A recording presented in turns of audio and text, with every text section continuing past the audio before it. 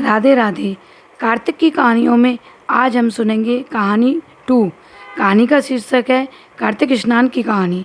एक घर में सास बहू बेटा ये 3 जने थे। एक दिन माँ बोली, बेटा मैं तो कार्तिक नहाऊंगी।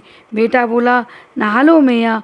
सो उसने अपनी मैया के लिए घी बूरा लाकर रख दिया और बहू से बोला कि मैया कार्तिक नहाएगी, सो उसके लिए लड्डू कर देना। बहू ने घी बूरा तो उठाकर रख दिया और चीनी भूसी के लड्डू कर दिए। बेटा अपनी मैया को गंगा के तट एक झोपड़ी में छोड़ आया और आसपास के लोगों से कह आया कि अपनी मैया को यहाँ छोड़े जा रहा हूँ, सो तुम लोग इसका ध्यान रखना।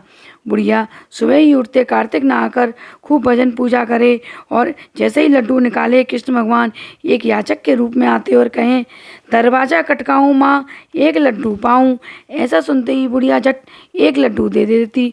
ऐसा करते करते कार्तिक महीना पूरा हो गया। फिर श्री भगवान आए और बोले, मैया जो चाहे सो वरदान मांग ले। बुढ़िया बोली, मैं क्या मांगूं, मुझे कुछ नहीं चाहिए। ऐसा सुनकर भगवान ने झोपड़ी में एक लात मारी। लात मारते ही वह महल हो गई। फिर बुढ़िया में लात मारी, सुबह एक सुंदर युवती हो गई। अब उसके पास खूब धन दौलत भी आ गई। जब उसका बेटा अपनी मैया को लेने आया तो उसने आसपास के लोगों से पूछा, भाइयों मैं यहाँ एक बुढ़िया छोड़ आया था, क्या आप लोगों ने उसको देखा है? वे बोले, वो अब सामने वाले महल में है। उसे वहाँ जाकर आवाज़ दी तो मैया बाहर निकल कर आई। बेटा गाड़ी में अपनी मैया को बिठाकर सब सामान साथ रखकर घर ले आया। ये देख बहू जलने लगी।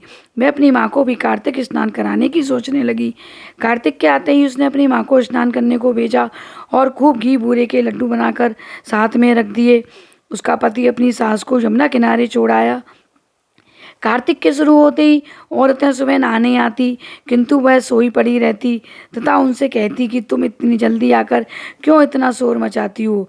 जब भगवान कृष्ण आते और कहते, झोली फैलाऊं मैं एक लड्डू पाऊं, वह लड्डू ना देकर कह देती कि जमाई के घी बूरे के लड्डू मैं तुझे दूं कि खुद खाऊं, और खुद खा जाती। कार्तिक के पूरा होते ही भगवान आए और बोले, मांग क्या मांगे? वह बोली, जैसा आपने मेरी समधन को दिया वैसा मुझे भी दो।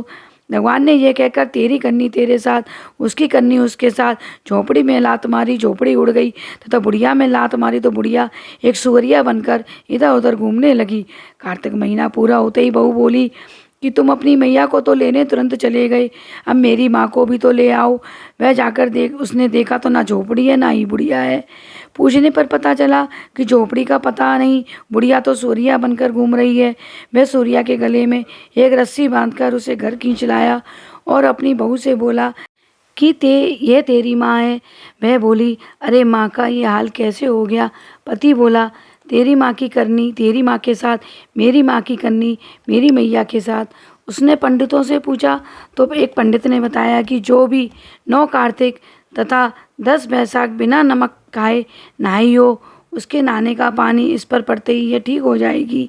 यह सुनकर बहू ने विचारा कि मेरी सास ने इसी तरह स्नान किया है, अतः वह अपनी सास की खुशामद करके बोली कि सासू जी आज तो मैं तुम्हें खुद अपने हाथों से नहलाऊंगी।